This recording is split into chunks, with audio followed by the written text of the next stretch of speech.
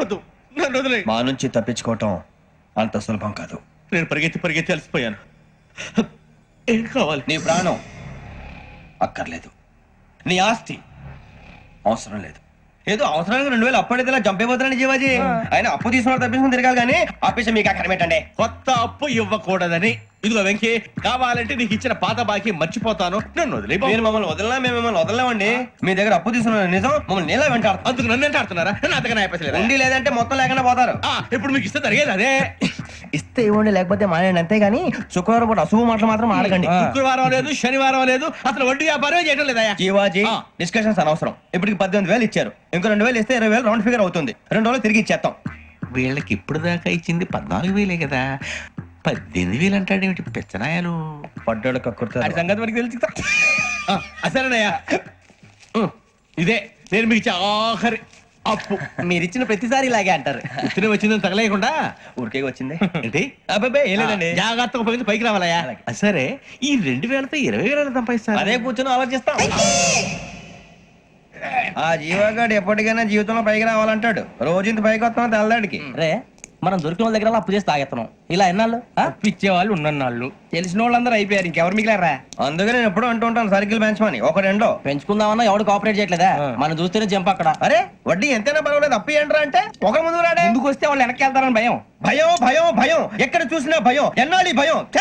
మనల్ని చూస్తే మనకే పరమ అసహాయం చేస్తుంది. మనకే కాదు, ఊళ్ళో వాళ్ళందరూ కూడా అదే ఫీలింగ్. అందరూ డిగ్రీ 3 సంవత్సరాలు చదివి పాస్ అయితే మనం 6 సంవత్సరాలు చదివి పాస్. మరి ఉద్యోగం ఎవడి? ఉద్యోగాలు ఇవ్వక, అప్పులు ఇవ్వక, తాగేది ఎలాగా, బతికేది ఎలాగా? అరే మనం మాత్రం మనుషులం కాదా? మనకి కోరికలు ఉండవా? ఇప్పుడు మనం ఆలోచించాల్సింది అది కాదు, రేపటికి ఎవరిని చంపాలి. కాలనీలో ఎవరు సార్?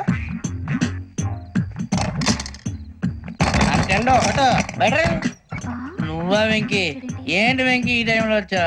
నీతో మాడే పని ఉంది, దా చెప్తా. ఏ బాగా నిద్రొస్తుందా? సరిగానే రే, నువ్వు మమ్మల్ని చూసే తలిపేసావా? మామూలుగా వేసాను. మామూలుగా వేసేవాడివి. మేము రావడానికి 1 నిమిషం ముందో, మేము వెళ్ళాక 1 నిమిషం తర్వాత వేయాలి కానీ బిలాల్ రాజా, నాకు నిద్ర వచ్చి పడుకుందామని తలుపేసుకున్నాను. అయినా నా ఇంటి తలుపులు నేను అడిగేసుకోవాలంటే తప్పు చేసిన కాక ఇంకా గేర్ సమాధానం చెప్తావా? మీ ఇంట్లో పెళ్లిడికి వచ్చిన ఆడపిల్లలు ఎదురున్నారు. ఇదిగో అమ్మాయిలు, మీతో ఎప్పుడైనా యథాశాలు వేసానా? విన్నారా? తలుపులు వేసావు. అనవసరంగా గొడవ ఎందుకు? ఇక్కడి నుంచి వెళ్ళండి. గొడవ? మీ ఇంటి మీద పడి ఎప్పుడైనా గొడవ చేశానా బిని గారు? లేదు బాబు. విన్నారా? చెప్పు, మమ్మల్ని చూసి తలుపులు ఎందుకు వేసుకున్నావు? అరే మాకు అప్పించిన వాళ్ళు కూడా మమ్మల్ని చూసి ఎప్పుడు తలుపులు వేసుకోలేదు. ఏం చేయాలి? మరి నువ్వు ఎందుకు వేసుకున్నావు? బాబు టప్ అయిపోయింది, బుద్ధి తక్కువ వేసాను చాలా.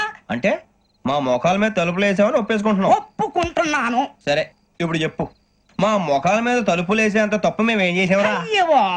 తప్పైపోయిందని అంటున్నారు కదా, వదిలేయండి బాబు. అదే తప్పు మేము చేసి మమ్మల్ని వదిలేయమంటే మీరు వదిలేస్తారా బిని గారు?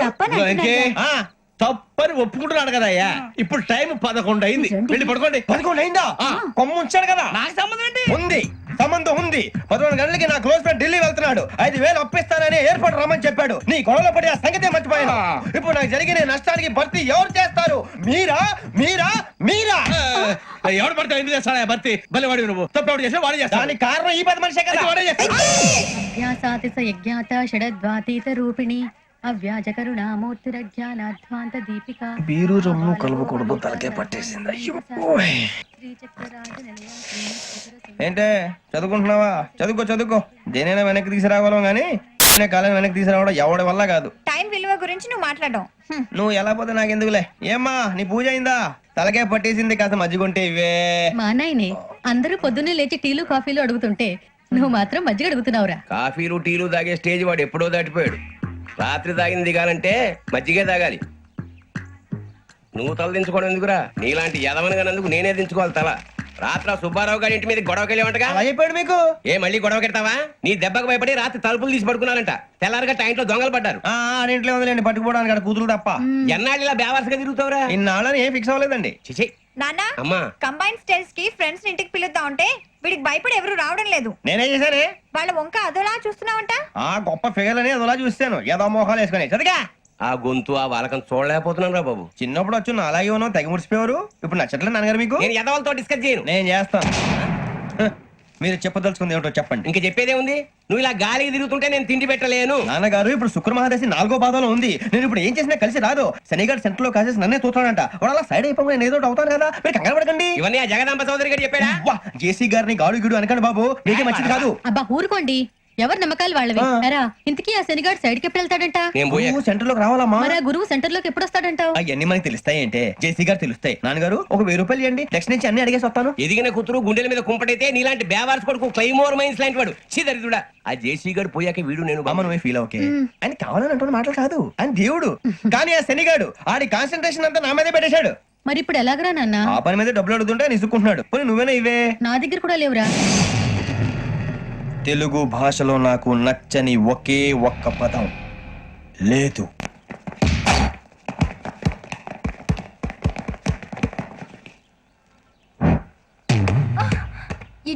అరే సూరే, బాల్ తీసుకురారా. సారీ ఏదో పరప బాలు.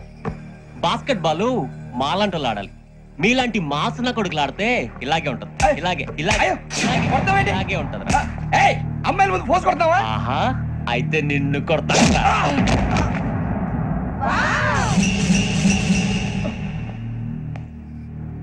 వాడు అమ్మాయిలు ఉన్నారని చూడరా ఎరా రెచ్చిపోతున్నాడు.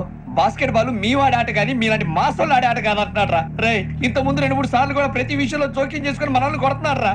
వాడిని ఏదో ఒకటి చేయాలరా, వాడిని వదలొద్దురా.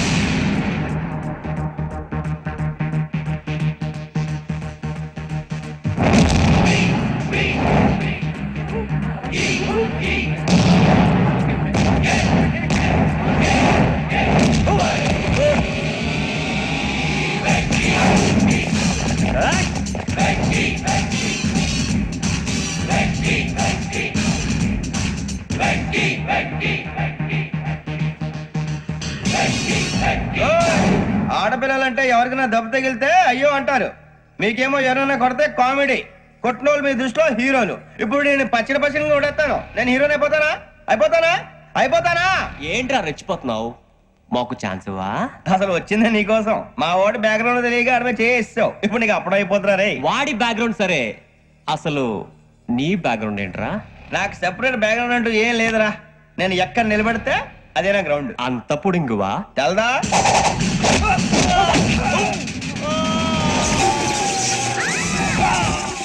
ఎవ్వా మన మామిడి కొట్టినప్పుడు వావ్ అన్నారు. ఇలాగే ఉంటుంది మరి.